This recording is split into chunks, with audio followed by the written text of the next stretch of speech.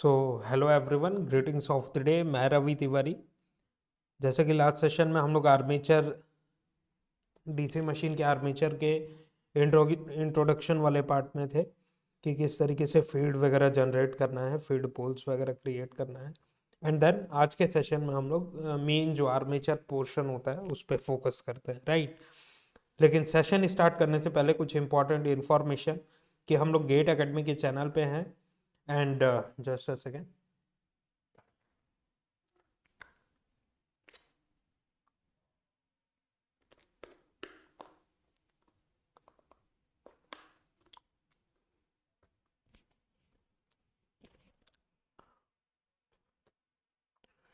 And GATE Academy online test series में अगर आप एनरोल करते हैं तो अभी आपको एक्सक्लूसिव डिस्काउंट देखने के लिए मिल रहा है, जो कि फर्स्ट 50 एनरोलमेंट तक वैलिड है। कि फर्स्ट 50 एस्पिरेंट्स जो होंगे वही केवल इस ऑफर को अवेल कर सकते हैं। उसके लिए आपको कूपन कोड यूज करना पड़ेगा GAOTSX, राइट। RRB जेई का जो पोस्ट है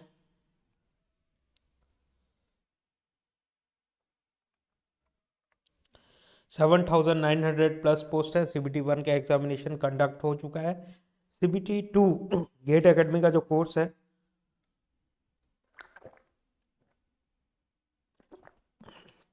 वो 499 में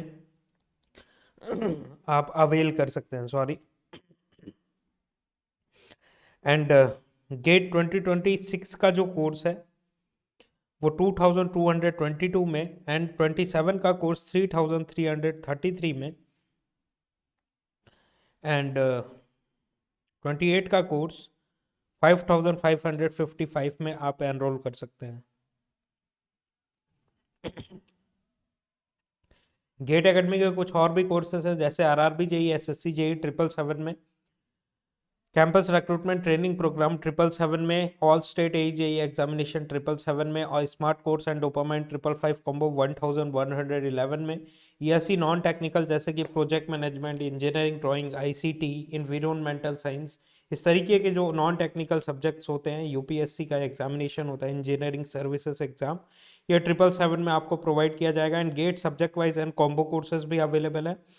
gate extension for 2026 subject wise and combo courses में ये जो लिस्ट देखने के लिए मिल रही है: network, power system, power electronic, electrical machine, analog electronics, EMT, digital electronics, measurement, microprocessor, signal system and control system.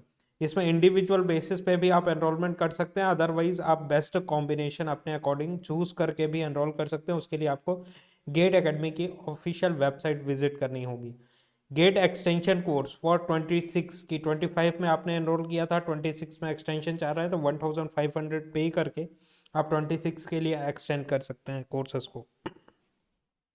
UPPSC AE gazetted officer का पोस्ट है, जिसका प्रीलिम्स एंड मेंस वाला जो पार्ट है 1111 रुपीज़ में आप अवेल कर सकते हैं। प्रीलिम्स में 22 इंजीनियरिंग एप्टीट्यूड में सब्जेक्ट्स इंक्लूड हुए हैं, जो कि कॉमन टू ऑल ब्रांचेस हैं। आप अवेल कर सकते हैं जस्ट 1111 रुपीज़ में, प्रीलिम्स एंड मेंस। ऑनलाइन से टेस्ट सीरीज जो गेट एकेडमी का है गेट 2025 के लिए, वो 333 में अवेलेबल है, जिसमें topic wise test 28, subject wise basic level के 12 test, subject wise advance level के 12 test, multiple subject test 14, full and mock test for GATE examination 10 test है। टोटल नंबर ऑफ टेस्ट 76 है। और इन 76 टेस्ट में आप कहाँ पे मिस्टेक कर रहे हैं, सिली मिस्टेक्स कहाँ से हो रही हैं, कैलकुलेशन में मिस्टेक कहाँ पे कर रहे हैं, या फिर पर्टिकुलर क्वेश्चन को सॉल्व करने में आप कितना टाइम ले रहे हैं, और जो ऑल इंडिया रैंकर्स हैं उनका टाइम कितना कंज्यूम हो रहा है, और कहाँ पे आपको और भी कॉन्सेप्चुअल अंडरस्टैंडिंग की ज़रूरत है, कहाँ पे न्यूमेरिकल्स किस सेक्शन में ज़्यादा सॉल्व करने की ज़रूरत है, कौन सा सब्जेक्ट किस लेवल पे प्रिपेयर है। इस तरीके से आपको आइडिया मिलेगा इन टेस्ट अटेम्प्ट करके। और इन टेस्ट में ऑफिशियल गेट पेपर को ध्यान में रखकर ये टेस्ट प्रिपेयर की गई हैं। जैसे कि ऑफिशियल गेट पेपर में कभी भी क्वेश्चंस रिपीट नहीं होते हैं, नए नए कॉन्सेप्ट देखने के लिए मिलते हैं। Similar kind of approach GATE academy के टेस्ट सीरीज में सारे के सारे यूनिक क्वेश्चंस आपको देखने के लिए मिलेंगे, जो कि आपकी टेक्निकल एबिलिटी को और भी ज़्यादा एनहांस करेंगे। जनरल एप्टीट्यूड का अच्छा खासा वेटेज होता है गेट के पूरे पेपर में, जो कि 13 से 15 मार्क्स का वेटेज रखता है। जनरल एप्टीट्यूड प्रिपेयर करने के लिए गेट एकेडमी की team GATE general aptitude e book launch की हुई है। प्ले स्टोर में अगर आप सर्च करते हैं GATE general aptitude e book, तो आप इस एप्टीट्यूड के बुक तक पहुंचेंगे, और इसका क्यूआर कोड भी स्क्रीन के सामने है। अगर आप इस क्यूआर कोड को स्कैन करते हैं तो आप जनरल एप्टीट्यूड के ई बुक तक डायरेक्टली पहुंच सकते हैं, जिसकी प्राइस 222 है, जिसमें numerical ability, logical reasoning, verbal ability, special aptitude, total number of pages 521 है। इन 521 पेजेस के साथ आपको कोई अदर रिसोर्सेज को विजिट करने की ज़रूरत नहीं होगी, मोर देन सफिशिएंट है। और बुक ई बुक की खास बात यह है कि topic wise previous 15 years GATE question with detail solution इस ई बुक में अवेलेबल है।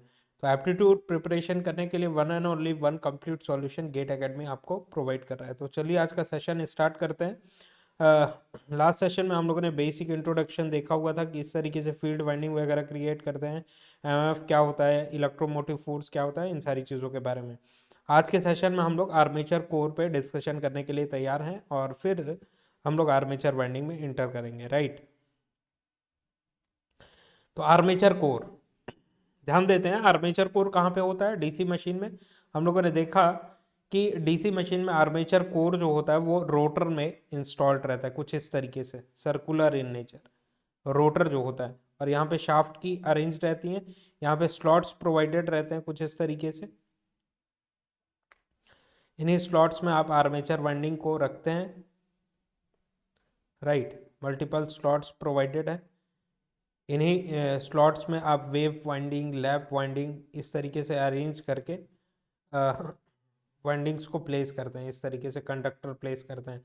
और ध्यान दीजिएगा, इलेक्ट्रिकल इंजीनियरिंग में चाहे जहाँ पे भी आप बात करें, conductor to conductor always separated by insulation, whether it is mentioned और नॉट, है ना। बाय डिफॉल्ट आपको समझ के रखना है कि conductor to conductor always separated by insulation. ये हाईली मैग्नेटिक मटेरियल से बनाया जाता है कोर जो होता है, जो कि जितनी भी मैग्नेटिक मटेरियल है हमारे पास, कोई ऐसा मटेरियल अवेलेबल नहीं है जो कि मैग्नेटिक मटेरियल हो और इलेक्ट्रिकल इंसुलेटर हो।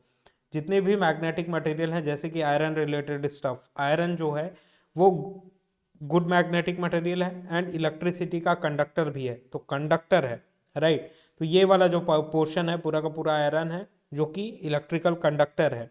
और ये आर्प ने इन स्लॉट्स में कंडक्टर प्लेस करके रखा हुआ, दो कंडक्टर्स को ऐसे ज्वाइन करके रखेंगे तो इंटरनल शॉर्ट सर्किट हो जाएगा, मशीन में ह्यूज करंट फ्लो करेगा, जो कि आपकी मशीन को डैमेज कर सकता है। अदरवाइज शॉर्ट सर्किट हो जाएगा, फॉल्ट करंट फ्लो करेगा, राइट।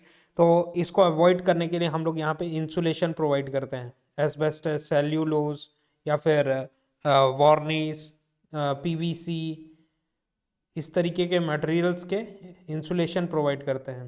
टू कंडक्टर कहीं पे भी हो, conductor to conductor always separated by insulation, कि पहले आयरन कोर है and then on top of the iron core हम लोगों ने इंसुलेशन प्रोवाइड करके रखा हुआ है स्लॉट्स में, स्लॉट्स के ऊपर में इंसुलेशन एंड देन उसके ऊपर में कंडक्टर्स प्लेस किए हुए हैं, जो कि आर्मेचर वाइंडिंग कहला रहे हैं, राइट।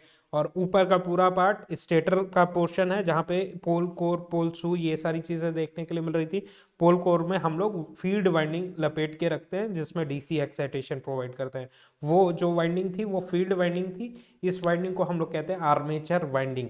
तो एक बेसिक इंट्रोडक्शन हो गया, ओवरव्यू मिल गया। अब हम लोग थेरेटिकल जो एनालिसिस है वो करते हैं। It is a cylindrical drum shaped structure punched into slots, कि सिलेंड्रिकल ड्रम शेप स्ट्रक्चर है और जिसमें कि स्लॉट्स प्रोवाइडेड हैं, punched into slots on its periphery. और रोटर में जो आउटर पेरीफेरी होती है वहाँ पे स्लॉट्स प्रोवाइड करते हैं। और जैसे कि हम लोग एसी मशीन्स में भी बात किए हुए थे, इंडक्शन मशीन वगैरह में जो कि स्टेटर का पार्ट रहता था, तो स्टेटर कुछ इस तरीके से रहता था, राइट। ये डीसी मशीन का स्टेटर नहीं है, हम लोग एसी मशीन के स्टेटर के बारे में डिस्कशन कर रहे हैं। कुछ रफली ऐसा ड्रॉ करते हैं, ये पूरा का पूरा स्टेटर का पार्ट रहता था, जिसमें इनर पेरीफेरी में, इस योक के इनर पेरीफेरी में हम लोग स्लॉट्स प्रोवाइड करते थे इस तरीके से। स्टेटर में अगर वाइंडिंग करनी है, इनर पेरीफेरी में वाइंडिंग होती है, और रोटर के आउटर पेरीफेरी में होती है, तभी तो इसका फ्लक्स इसके एयर गैप में आ पाएगा, और इसका फ्लक्स भी एयर गैप में जा पाएगा और दोनों फ्लक्स लाइंस एयर गैप में इंटरेक्ट करके टॉर्क प्रोड्यूस करेंगी, राइट। तो स्टेटर में जो स्लॉट्स रहते हैं वो इनर पेरीफेरी में रहते हैं, इनर पेरीफेरी, और जबकि रोटर में जो स्लॉट्स रहते हैं वो आउटर पेरीफेरी में रहते हैं, आउटर पेरीफेरी, राइट। तो इस चीज का ध्यान रखिएगा, कभी भी एमसीक्यू में पूछ सकता है। On its periphery to place armature winding, armature winding place करने के लिए ऐसे स्लॉट्स प्रोवाइडेड रहते हैं। And the slots provide mechanical security कि रोटर अगर रोटेट करेगा तो कंडक्टर्स मूव ना कर जर्क आउट होके बाहर ना चले जाएं, बाहर इन द सेंस कि एयर गैप में फंस ना जाए, इजंट इट। तो ये एक मैकेनिकल सिक्योरिटी प्रोवाइड करता है slots. Armature core is mounted और कीड टू द शाफ्ट, कि आर्मेचर कोर जो है पूरा का पूरा सिलेंड्रिकल स्ट्रक्चर जो देखने के लिए मिल रहा है, जिसको हम लोग रोटर के नाम से भी जानते हैं, ये रोटर के मिडिल पोर्शन में, सेंटर पोजीशन में शाफ्ट असेंबल्ड रहता है। तो जैसा भी आपने स्मॉल डीसी मोटर भी देखा होगा जो कि रिमोट कंट्रोल कार वगैरह में या फिर आपके कार के विंडो में जो मोटर्स यूज होते हैं, डीसी मोटर्स हम लोग यूज करते हैं, जो कि उसके फ्रेम से एक पतली सी डंडी जैसी बाहर निकली हुई होती है, जिसको हम लोग शाफ्ट कहते हैं, जहाँ पे मैकेनिकल लोड्स वगैरह हम लोग कनेक्ट कर सकते हैं एज अ मोटर अगर हम लोग वर्क ले रहे हैं तो, और एज अ जनरेटर अगर वर्क ले रहे हैं तो उसी शाफ्ट के थ्रू मैकेनिकल इनपुट प्रोवाइड करते हैं, जिससे इलेक्ट्रिसिटी डेवलप होकर टर्मिनल्स के थ्रू लोड तक पहुंचाई जा सके, इजंट इट। तो शाफ्ट जो होता है वो रोटर में सेंटर पोजीशन में इंस्टॉल्ड रहता है। वही चीजें लिखी हुई, आर्मेचर कोर इज माउंटेड और keyed to the shaft, it should be superior magnetic material property, है ना। तो सुपीरियर मैग्नेटिक मटेरियल प्रॉपर्टी होनी चाहिए आपके आर्मेचर कोर की, जिसको हम लोग रोटर कह रहे हैं डीसी मशीन का। हाईली परमेएबल मटेरियल होना चाहिए, क्योंकि फ्लक्स लाइंस पूरी की पूरी आर्मेचर कोर में जानी है, तो गुड मैग्नेटिक मटेरियल रहेगा तभी इजी हो पाएगा, अदरवाइज रिलक्टेंस बहुत ज़्यादा इंक्रीज हो जाएगा, तो फ्लक्स डेंसिटी रेड्यूस हो जाएगी, जो कि हाईली अनडिजायर्ड है। फ्लक्स डेंसिटी होगी तभी हाई टॉर्क का डेवलपमेंट किया जा सकता है। आर्मेचर कोर इज माउंटेड और keyed to the shaft, it should be superior magnetic material property and therefore solid cores are not preferred but cores are laminated, right, cores are laminated। तो आपको ये जो story पता चली ये stator की, ये डीसी मशीन के स्टेटर की स्टोरी नहीं थी, ये एसी मशीन के स्टेटर की थी, जो कि सिंक्रोनस मशीन या फिर इंडक्शन मशीन में हम लोग यूज करते हैं। डीसी मशीन्स में आपको क्या देखने के लिए मिलता है, इस तरीके से आपको स्टेटर जो योक का पोर्शन जो होता है कुछ इस तरीके से होता है, एंड योक में आपका pole core and pole shoe attach रहता है, जिसको हम लोग फील्ड पोल्स के नाम से जानते हैं, राइट। यहाँ पे वाइंडिंग्स प्रोवाइडेड रहती हैं, केवल एक ही सिंप्लिसिटी के लिए एक ही ड्रॉ किया हुआ है हम लोगों ने। यहाँ पे डीसी एक्साइटेशन देते हैं, तो ये एन पोल और उसके एडजेसेंट एस पोल, ये सारी हेट्रोपोलर स्ट्रक्चर, ये सारी चीज़ें आपको मालूम है, ये स्टेटर की फ्लक्स लाइंस है। देयरफॉर तो ध्यान दीजिएगा, स्टेटर का ये एन पोल रोटेट हो रहा है क्या, नहीं, इस रोटर को रोटेट करना है। तो रोटर किसी कारणवश अभी, क्योंकि वो रीजन हम लोगों ने डिस्कस नहीं किया हुआ है, वो हम लोग आने वाले सेशंस में डिस्कस करेंगे कि ये रोटर अगर इस डायरेक्शन में मूव करेगा, ओमेगा स्पीड से रन करेगा, angular motion, right, angular movement, तो ये एंगुलर मूवमेंट इस डायरेक्शन में होगी अगर रोटर की, एन पोल से फ्लक्स लाइंस निकल रही है और ये इस तरीके से रोटेट कर रहा है, तो यहाँ पे फ्लक्स कटिंग होगा कि नहीं, आर्मेचर कंडक्टर्स में ऑब्वियस सी बात है फ्लक्स कटिंग होगा, जिसके कारण Faraday's law of electromagnetic induction के through whenever any conductor feels change in magnetic flux lines, यहाँ पे एक कोई कंडक्टर रखा हुआ है, change in magnetic flux lines experience कर रहा है, तो यहाँ पे वोल्टेजेस इंड्यूस हो जाएंगे। तो सिमिलरली रोटर कंडक्टर्स यहाँ पे रखा हुआ है, फ्लक्स कैसी है, कांस्टेंट फ्लक्स लाइंस है, चेंज इन फ्लक्स लाइंस है क्या, नहीं, तो रिलेटिव मोशन की जरूरत है in order to get the change in magnetic flux line. तो ये कंडक्टर अगर यहाँ पे है, रोटेट होकर यहाँ पे पहुंचेगा तो कुछ फ्लक्स लाइन, यहाँ पे पहुंचेगा तो कुछ दूसरी फ्लक्स लाइन, यहाँ पे ज़्यादा फ्लक्स लाइन, यहाँ पे कुछ कम, यहाँ पे कम, यहाँ पे कम, राइट। तो फ्लक्स लाइंस में चेंजेस एक्सपीरियंस कर रहा है ये कंडक्टर, तो वोल्टेजेस इंड्यूस होगा, इन कंडक्टर्स में, और वोल्टेजेस इंड्यूस होगा, देन करंट फ्लो करेगा, फ्लक्स प्रोड्यूस होगा, टॉर्क प्रोड्यूस करेगा, जिसके कारण मशीन रन कर पाएगी कंटिन्यूअसली, राइट। तो ये सारी स्टोरी होती है। बट हम लोग बात करें कि ये जो कंडक्टर्स, आर्मेचर कंडक्टर प्लेस किए गए थे वो रोटेट कर रहे थे। अब ये पूरा का पूरा रोटर भी तो रोटेट करेगा, ये रोटर ही तो रोटेट करेगा, तभी तो रोटर कंडक्टर्स रोटेट कर पाएंगे, इजंट इट। तो ये पूरा का पूरा रोटर भी रोटेट कर रहा है। और अभी हम लोगों ने क्या बात किया, ये जो आर्मेचर कोर होता है, जो रोटर होता है, हाईली परमिएबल मटेरियल का प्रेफर करते हैं हम लोग। हाईली परमिएबल मटेरियल होने के कारण जितनी भी हाईली परमिएबल मटेरियल्स हैं, जितनी भी फेरोमैग्नेटिक मटेरियल्स हैं, आयरन रिलेटेड स्टफ है, वो सारे के सारे इलेक्ट्रिकल कंडक्टर होते हैं। तो ये पूरा का पूरा आर्मेचर कोर भी अगर रोटेट कर रहा है, एन पोल यहाँ पे रखा हुआ है और ये रन कर रहा है, N pole S pole heteropolar structure है और ये रन कर रहा है, तो ये आर्मेचर कोर भी some change in magnetic flux lines experience करेगा। Due to change in magnetic flux lines, यहाँ पे Faraday law of electromagnetic induction के थ्रू इस कोर में भी वोल्टेजेस डेवलप होंगे, जिसको हम लोग बोलते हैं एडी इंड्यूस वोल्टेजेस, जो कि हाईली अनडिजायर्ड वोल्टेजेस हैं, राइट। एडी इंड्यूस वोल्टेजेस होंगे। और ये core close by its own है, पूरा का पूरा कांस्टेंट सॉलिड अगर कोर यूज करते हैं तो यहाँ पे इमीडिएटली एडी करंट्स पिक्चर में आएंगी, राइट। एडी इंड्यूस वोल्टेजेस होने की वजह से अगर सर्क्यूटरी क्लोज है, यहाँ पे वोल्टेजेस अवेलेबल है, लेट सपोज यहाँ पे सर्क्यूटरी ओपन है, तो करंट फ्लो करेगा क्या? नहीं। और यहाँ पे अगर जैसे ही क्लोज करते हैं तो वोल्टेजेस तो ऑलरेडी अवेलेबल है, इमीडिएटली वो करंट सर्कुलेट करेगा, इमीडिएटली क्लोज सर्क्यूटरी होने के कारण करंट सर्कुलेट करेगा। तो ये पूरा का पूरा सॉलिड आयरन कोर है जो कि क्लोज बाय इट्स ओन है।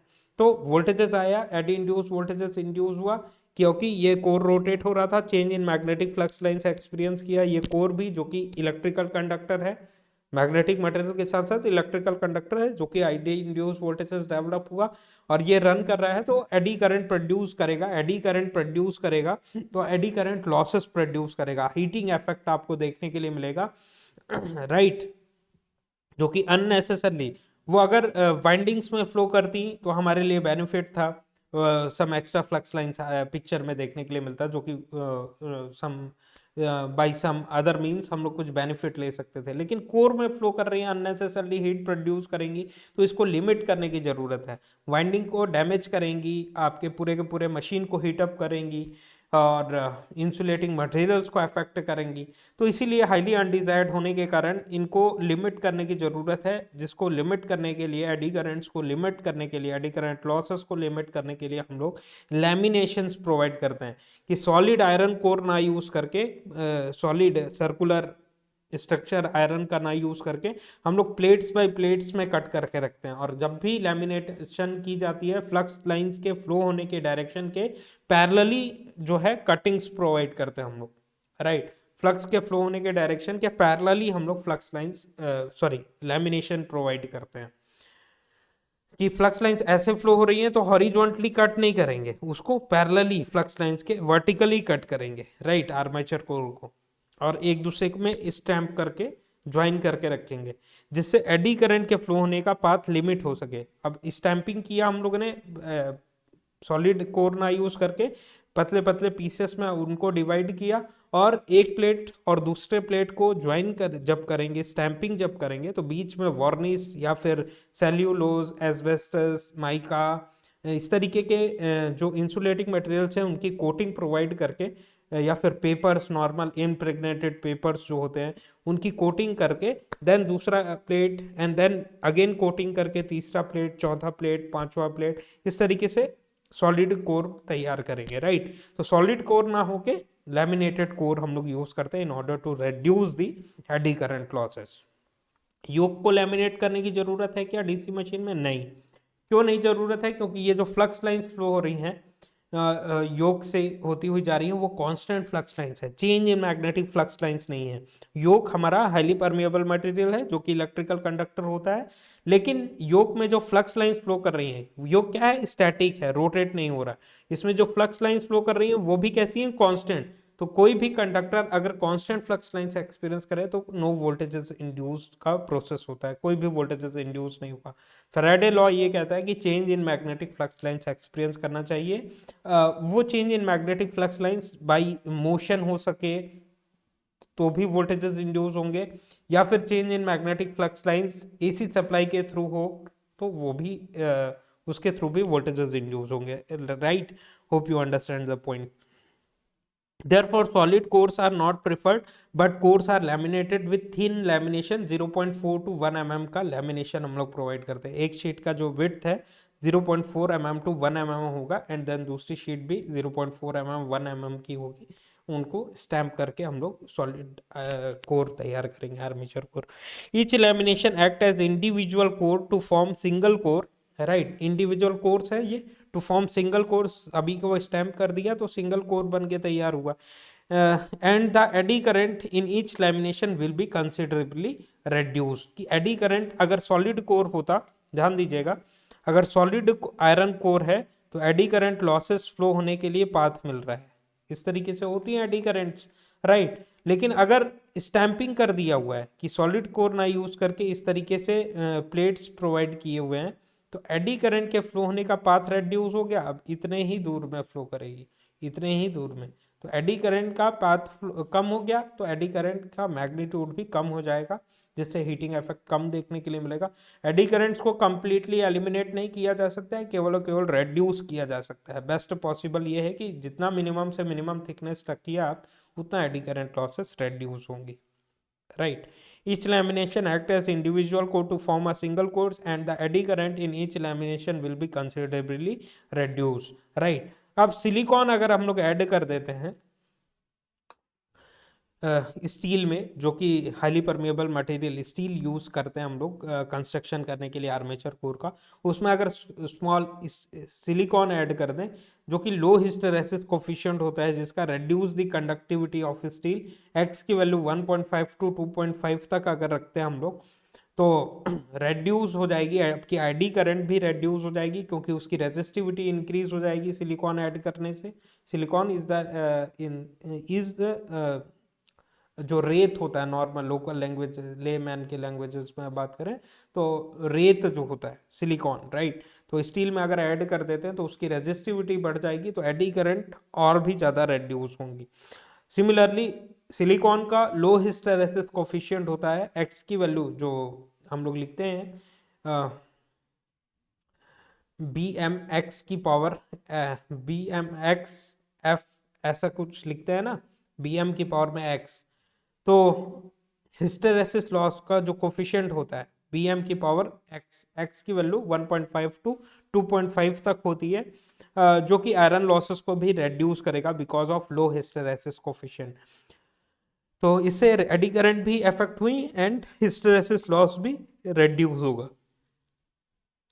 और सिलिकॉन ऐड करने के, स्टील में ऐड करना, ये प्रोसेस पूरा का पूरा जो मटेरियल बन के तैयार होगा वो स्टेलॉय कहलाएगा। स्टेलॉय कौन से मटेरियल का बनाते हैं, ऐसा ऑप्शन में दे दिया, एक ऑप्शन दे दिया स्टोलॉय, तो स्टेलॉय आपको चूज करना है, राइट। तो आप नाम सुन के रखिए, इंपॉर्टेंट नेम है स्टेलॉय, कि सिलिकॉन ऐड कर दिया स्टील में तो वो स्टेलॉय बन गया, right. reduce eddy currents and hysteresis loss also called electrotechnic steel, स्टोलाई या फिर इलेक्ट्रोटेक्निक स्टील, इलेक्ट्रोटेक्निक स्टील कहते हैं हम लोग, तो ये भी नाम याद रखिए। अगर स्टोलॉय नहीं दिया, इलेक्ट्रोटेक्निक स्टील दे दिया ऑप्शंस में, तो आपको ये चूज करना है।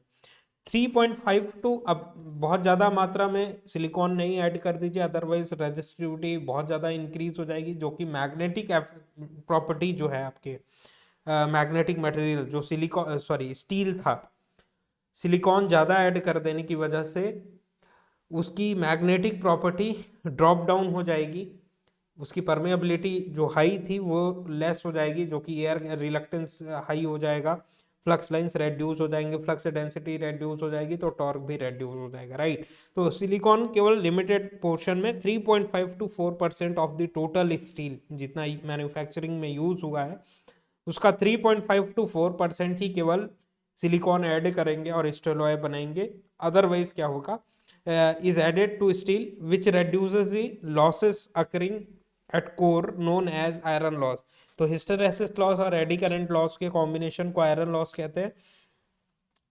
Adding silicon reduces the conductivity of steel, right. Conductivity उसकी स्टील की रेड्यूस करेगी without destroying its magnetic property, as well as it has low hysteresis coefficient as 1.6 to reduce its hysteresis loss. If more silicon is added, it will destroy the mechanical property of steel. Mechanical property of steel को वो destroy करेगा silicon कि mechanical brittleness बढ़ जाएगा material का, तो उसको rotate होना है। ब्रिटल अगर ज़्यादा होगा वो आपका रोटर, तो रोटेशन के कारण मैकेनिकल स्ट्रेसेस जनरेट होंगे और उसके कारण आपका रोटर ब्रिटल होने के कारण वो मैकेनिकली उतना स्ट्रांग नहीं रहेगा और टूट सकता है, राइट। इसीलिए सिलिकॉन लिमिटेड पोर्शन में हम लोग ऐड करते हैं। नाउ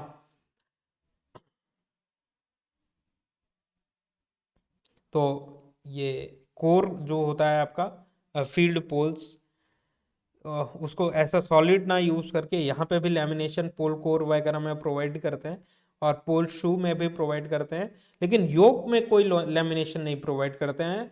जहाँ पे हम लोगों को पावर इलेक्ट्रॉनिक सर्क्यूटरी यूज करनी है वहीं पे योक को लेमिनेशन प्रोवाइड करते हैं डीसी मशीन में, otherwise yoke is not laminated.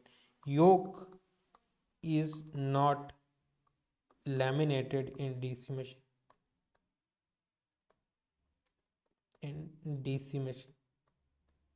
योक को लैमिनेट नहीं कर रहे हैं, लेकिन पोल कोर और पोल शू को क्यों लैमिनेट कर रहे हैं?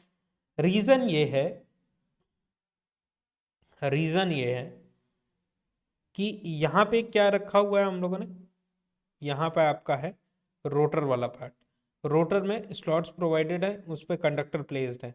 अब ड्यू टू सम रीजन यहाँ पे वोल्टेजेस डेवलप होंगी, राइट, जो कि करंट अगर फ्लो करेगा इन कंडक्टर्स में, करंट अगर फ्लो करेगा तो current whenever there is a current there will be the induced flux line, तो वो फ्लक्स लाइंस प्रोड्यूस करेगा। स्टेटर की तरफ से फ्लक्स लाइंस आ रही हैं, रोटर की तरफ से फ्लक्स लाइंस आ रही हैं, दोनों एक दूसरे के साथ इंटरेक्ट करेंगी तभी तो टॉर्क प्रोड्यूस करेंगी। तो ये जो फ्लक्स लाइंस आ रही हैं ये भी कैसी होंगी, ये जो फ्लक्स लाइंस आ रही हैं वो इस पोल शू के साथ इंटरेक्ट करेंगी। फ्लक्स लाइंस यहाँ पे फ्लक्स लाइंस आ रही है जो कि पोल शू के साथ इंटरेक्ट करेंगी और ये कंटिन्यूअसली एक कंडक्टर मूव करके यहाँ पे आया तो दूसरा कंडक्टर आएगा तब ये फील होगा, राइट, यहाँ पे फ्लक्स लाइंस फील होगी।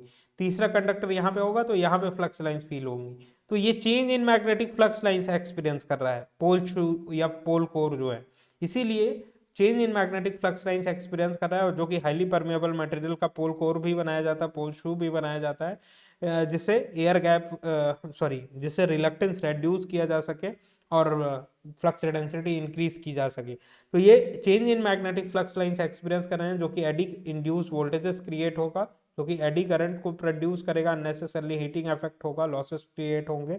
इसीलिए इसको लिमिट करने के लिए यहाँ पे लैमिनेशंस प्रोवाइड किए हैं, एडी करंट से बचने के लिए लैमिनेशंस प्रोवाइड किए हुए हैं। By controlling the excitation we can control the flux, right. यहाँ पे फ्लक्स जो आ रही हैं पोल्स के थ्रू डीसी एक्साइटेशन के करंट को वेरी करके हम लोग, तभी तो इसको हम लोग बोल रहे हैं इलेक्ट्रोमैग्नेट, अदरवाइज बोलते हैं permanent magnet. Steels are laminated, यहाँ तक अंडरस्टैंडिंग बिल्डअप हुई, to reduce eddy current loss, जिसको हम लोग पल्सेशन लॉस के नाम से भी जानते हैं, राइट।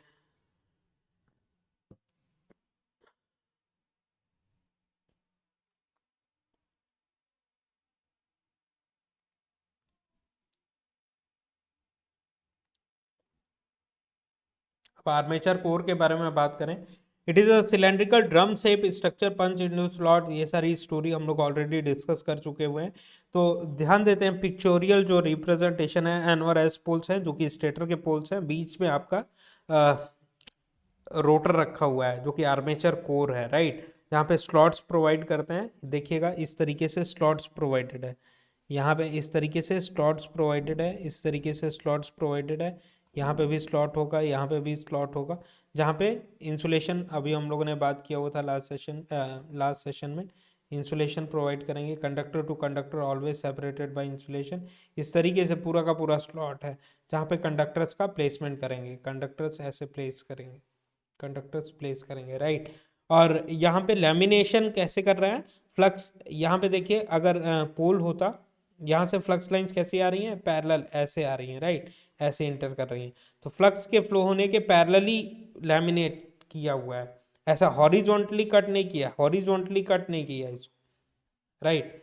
अदरवाइज फ्लक्स ऐसे आ रही हैं या फिर ऐसे वर्टिकली कट करके रखते, इधर से लैमिनेट करते कि ये पूरा का पूरा पोर्शन लैमिनेट होता है। इस तरीके से लैमिनेशन अगर करते तो वो परपेंडिकुलर हो जाता फ्लक्स लाइंस के फ्लो होने के डायरेक्शन में। तो फ्लक्स के फ्लो होने के पैरेलली कटिंग करते हैं हम लोग, राइट। तो ये पूरा का पूरा स्ट्रक्चर समझ में आया, राइट।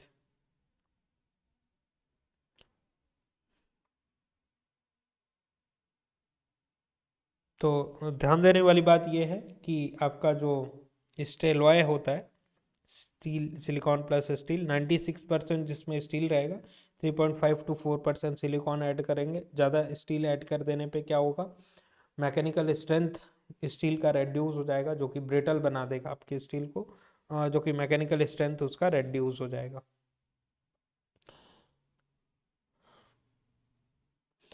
योक में एडी करंट लॉसेस होंगे क्या, आयरन लॉस योक में नहीं होगा। क्यों नहीं होगा योक में, क्योंकि वहां पे जो फ्लक्स लाइंस फ्लो कर रही हैं वो कांस्टेंट फ्लक्स लाइंस है, उसके कारण कोई भी वोल्टेजेस वगैरह डेवलप नहीं होंगे, तो एडी करंट लॉसेस नहीं होगा वहां पे योक में।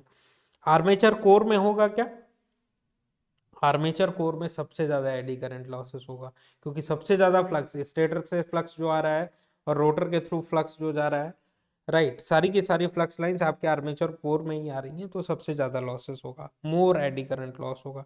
पोल कोर में होगा क्या, पोल कोर में, पोल कोर में देखिए, पोल कोर क्या है, इनर पार्ट, पोल शू को लैमिनेट कर सकते हैं आप। ये क्या है, पोल कोर अंदर का पार्ट है, यहाँ पे ये जो फ्लक्स लाइंस आ रही है ज्यादा कहाँ इंटरेक्ट होंगी, पोल शू में होंगी। और अगर पोल कोर में कर भी रही हैं तो थोड़ी सी फ्लक्स लाइंस इंटरेक्ट करेंगी, लेकिन पोल शू में ज्यादा फ्लक्स लाइंस इंटरेक्ट करेंगी। तो पोल शू में less eddy current loss compare to armature core, सबसे ज्यादा आपका एडी करंट लॉसेस कहाँ पे होगा, आर्मेचर कोर में होगा, एंड देन पोल शू में होगा, देन पोल शू में होगा, जो नीचे वाला पोर्शन पोल फेस पोल शू उसमें होगा। पोल कोर में भी एडी करंट लॉसेस होंगे, उसका अमाउंट बहुत ही ज्यादा नेग्लिजिबल होगा,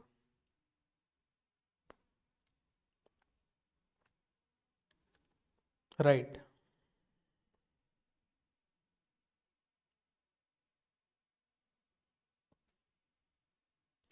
तो hysteresis loss and eddy current loss का एक्सप्रेशन आपको पता होना चाहिए, जो कि प्रीवियसली हम लोगों ने और भी मशीन डील की जहाँ पे आपको पता चला बी एम की पावर में X F, right. And eddy current losses जो होते हैं ये होते हैं B M square F square, B M square F square T square, right. And ये वॉल्यूम ऑफ कोर पे भी डिपेंड करते हैं, राइट। तो x की वैल्यू अगर सिलिकॉन यूज किया हुआ है तो x की वैल्यू कितनी है, 1.6 है if we use silicon Stalloy अगर आप यूज करते हैं, where x is the hysteresis coefficient depends on the type of material use. x की वैल्यू 1.5 टू 2.5 होती है, सिलिकॉन के लिए 1.6 होती है, लो हिस्टेरेसिस कोफिशिएंट होता है। जहाँ पे बी एम क्या है, maximum flux density, maximum flux density, flux density. F क्या है, फ्रीक्वेंसी है,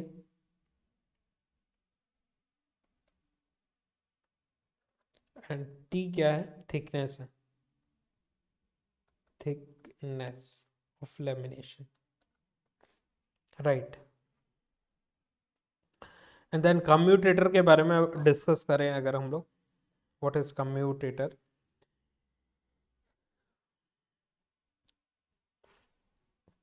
अभी तक जो हम लोग स्प्लिट रिंग के बारे में डिस्कस किए हुए थे, डीसी मशीन जब स्टार्ट किए हुए थे, कि यहाँ पे एक कॉइल अटैच्ड है ऐसे, and back to back connection करते हुए ये दूसरा साइड है कॉइल का, एंड देन ये सेगमेंट बी से कनेक्टेड है, बीच में स्प्लिटेड इंसुलेशन प्रोवाइडेड है, जो कि माइका एस्बेस्टस इस तरीके से स्टफ यूज करते हैं हम लोग, जो कि इंसुलेशन मटेरियल होता है।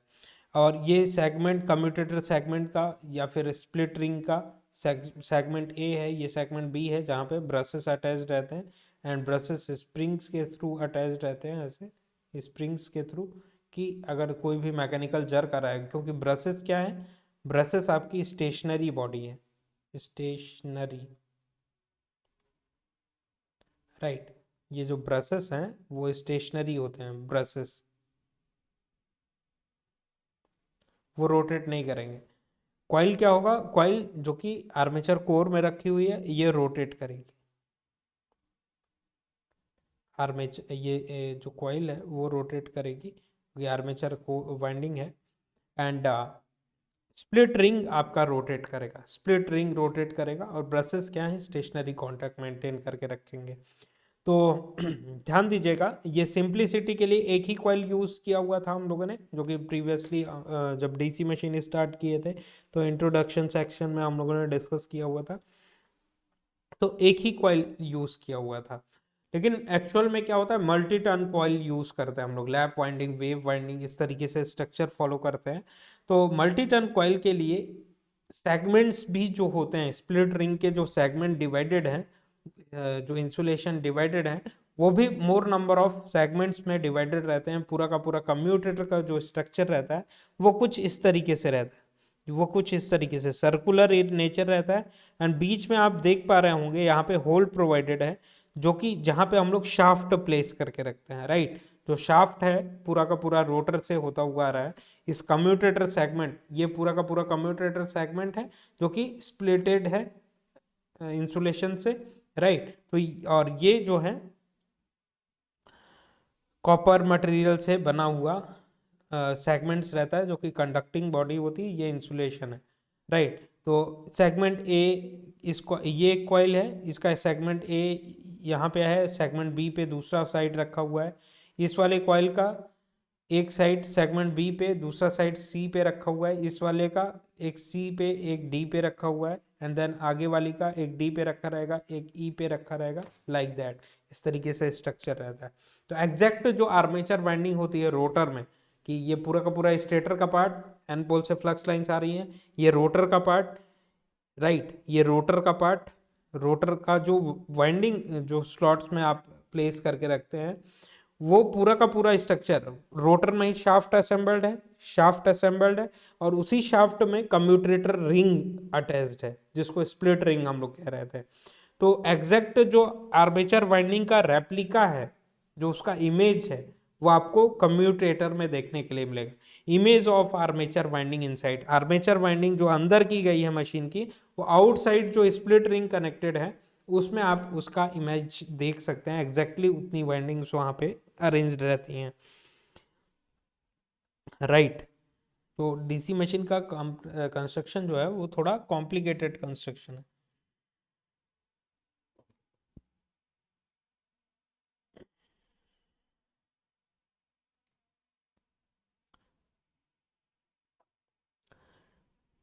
तो कम्यूटेटर सेगमेंट कितने यूज होते हैं, जितने नंबर ऑफ कॉइल्स हैं, जितने नंबर ऑफ कॉइल्स हैं, कि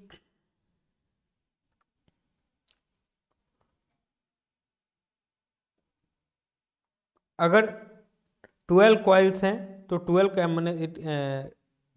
कम्यूटेटर सेगमेंट लगेंगे, और अगर 24 कॉइल साइड्स हैं, अच्छा 12 कॉइल में 24 कॉइल साइड्स होंगे, एक साइड ये एक साइड ये, इन दोनों को मिला के ही तो कॉइल बन रही है, right, back to back connection करके। तो 12 कॉइल्स में 24 कॉइल साइड्स होंगे, 12 कम्यूटेटर सेगमेंट लगेंगे, राइट। जितने नंबर ऑफ कॉइल्स रहती हैं उतने कम्यूटेटर सेगमेंट्स का रिक्वायरमेंट रहता है। तो ये सब क्या है, कम्यूटेटर सेगमेंट्स हैं, हार्ड ड्रॉन कॉपर मटेरियल के बने हुए होते हैं। और ये क्या है, मैकेनाइट से इंसुलेशन हम लोग प्रोवाइड करते हैं। बीच बीच में ये जो ब्लू कलर के पेन से आपको देखने के लिए मिल रहा है, ये माइका नाइट है, जिसको हम लोग शॉर्ट फॉर्म माइका भी कहते हैं।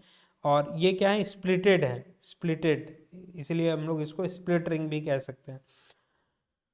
और जो कि एसी इंटरनल जो आर्मेचर में, जो कि प्रीवियसली मशीन्स में हम लोगों ने बात किया हुआ था, चाहे डीसी मशीन हो चाहे एसी मशीन हो, आर्मेचर में ऑलवेज एसी ही डेवलप होता है। उस एसी को डीसी में कन्वर्ट करने का काम आपका कंप्यूटर सेगमेंट या स्प्लिट रिंग करती हैं, राइट। तो ये स्प्लिटेड होती हैं। 0.8 mm का की थिकनेस की माइका इंसुलेशन हम लोग प्रोवाइड करके रखते हैं। और हार्ड ड्रॉन कॉपर मटेरियल इसलिए यूज़ करते हैं क्योंकि हाईली कंडक्टिव मटेरियल होती हैं ये, जो सेगमेंट डिज़ाइन किया गया है। और वाइंडिंग हमारी वेज शेप्ड स्ट्रक्चर की होती है। ये सारा डिस्कशन आपको समझ में आ रहा है। एक रिंग है, कम्यूटेटर सेगमेंट कैसा है, एक कंप्लीट रिंग है जिसमें मल्टीपल स्प्लिट प्रोवाइड करके रखते हैं। One ring many split structure use करते हैं।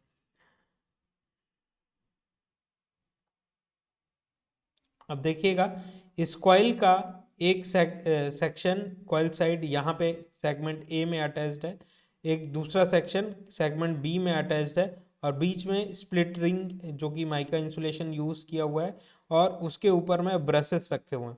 उसके ऊपर में ब्रशेस ब्रशेस क्या हैं, स्टेशनरी हैं। और ये माइका क्या है, सॉरी, पूरा का पूरा स्प्लिट रिंग क्या है, वाइंडिंग आपकी रन कर रही है, और ये स्प्लिट रिंग रन कर रहा है, और ब्रशेस स्टेशनरी कांटेक्ट मेंटेन किया हुआ है। तो ये एज ऑफ नाउ ये वाला ब्रश सेगमेंट बी पे रखा हुआ है। जब ये रोटेट होके इधर मूव करेगा, जब ये रोटेट होके ये इधर मूव करेगा, कॉइल इधर जाएगी या सेगमेंट इधर जाएगा, दोनों के दोनों एक साथ रोटेट करेंगे, तो ये ब्रश एक टाइम आएगा कि इस स्प्लिट रिंग पे रहेगा। राइट, इस स्प्लिट रिंग पे रहेगा। इस स्प्लिट रिंग पे जब रहेगा ब्रश, तो क्या ऑब्जर्व होगा, देखिए ये इलेक्ट्रिकल कंडक्टर है। राइट, ये इलेक्ट्रिकल कंडक्टर है। सेगमेंट भी क्या है, कॉपर मटेरियल से बना हुआ इलेक्ट्रिकल कंडक्टर है। तो करंट अगर फ्लो करके आ रही है, तो ये सेगमेंट ए से यहाँ पे आ जाएगी, एंड देन यहाँ से भी जो करंट आ रही है वो सेगमेंट बी से यहाँ पे सर्कुलेट हो सकती है। तो ये इंटरनली क्या हो गया, शॉर्ट सर्किट हो गया। इंटरनली क्या हो गया, मशीन में शॉर्ट सर्किट हो गया। इंटरनली मशीन में शॉर्ट सर्किट हो गया। अगर ब्रशेस मूव करके यहाँ पे आती हैं, ब्रशेस ये वाली ब्रश मूव स्टेशनरी होती है, ये पूरा का पूरा सेगमेंट रोटेट कर रहा है, तो एक पोजीशन पे ये यहाँ पे होंगी, तो यहाँ से करंट जो है इस तरीके से सर्कुलेट हो सकता है। राइट, इस तरीके से सर्कुलेट हो सकता है। सारे सारे कंडक्टर हैं, तो ये क्या हो गया, शॉर्ट सर्किट हो गया। करंट पूरा का पूरा शॉर्ट सर्किट हो गया। इस सिचुएशन को हम लोग एनालाइज करेंगे लेटर पॉइंट ऑफ टाइम, जो कि सक्सेसफुल कम्यूटेशन का पार्ट है, जो कि डिस्कस करेंगे हम लोग। एज ऑफ नाउ यहाँ तक आइडिया रखिए। ये देखिए, ये वाला सिचुएशन कि ब्रशेस स्टेशनरी हैं, ये पूरा का पूरा सेगमेंट मूव करके इस पोजीशन पे आ गया। तो ब्रशेस ऑन स्प्लिट, ये सिचुएशन को क्या कह रहे हैं हम लोग, brushes on split, coil got short circuited. Coil क्या हो गया, यहाँ पे शॉर्ट सर्क्यूटेड हो गया। राइट, तो ये सिचुएशन हुआ। अब इसकी थ्योरी जो थी उसके बारे में थोड़ा आइडिया क्रिएट करते हैं। Commutator is split ring which is segmented through 0.8 mm thickness of mica insulation. The segments are made up of hard drawn copper material. It converts bidirectional EMF or current inside the coil into unidirectional, कि by directional जो है उसको unidirectional, AC जो है उसको DC में, armature में AC है उसको आउटसाइड द वर्ल्ड डीसी में प्रोवाइड करेगा through the help of commutator ring या स्प्लिट रिंग के नाम से हम लोग इसको जानते हैं। और एसी को डीसी में कन्वर्ट कर रहा है। एसी को डीसी में जो कन्वर्ट करता है पावर इलेक्ट्रॉनिक्स में या एनालॉग इलेक्ट्रॉनिक्स में, उसको रेक्टिफायर के नाम से जानते हैं। और ये मैकेनिकली रोटेट होके, इलेक्ट्रिकल ऑपरेशन के थ्रू नहीं, मैकेनिकली रोटेट होके एसी को डीसी में कन्वर्ट करता है, इसीलिए हम लोग इसको मैकेनिकल रेक्टिफायर के नाम से जानते हैं। It is the image of armature winding inside, की कम्यूटेटर रिंग की जो वाइंडिंग है अटैच्ड, जो कॉइल्स पूरे के पूरे अटैच्ड रहती हैं उसमें, तो आर्मेचर वाइंडिंग में जो कंस्ट्रक्शन कॉन्फ़िगरेशन यूज़ किया गया है, पूरा का पूरा इमेज आप कम्यूटेटर में देख सकते हैं। It is a image of armature winding inside. Number of commutator segment is equal to total number of coils. Commutation plays a vital role in the operation of DC machine. Commutator एक challenging task है जो कि DC machine के operation को थोड़ा tough बनाता है, जिसके बारे में हम लोग बात करेंगे। Right, hello.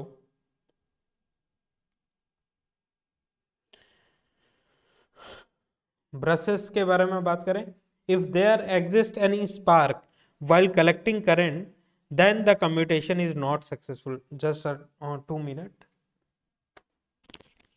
थोड़ा वेट करिएगा, इस पैराग्राफ को पढ़ते रहिए, हम लोग जस्ट 1 मिनट में सेशन कंटिन्यू करते हैं।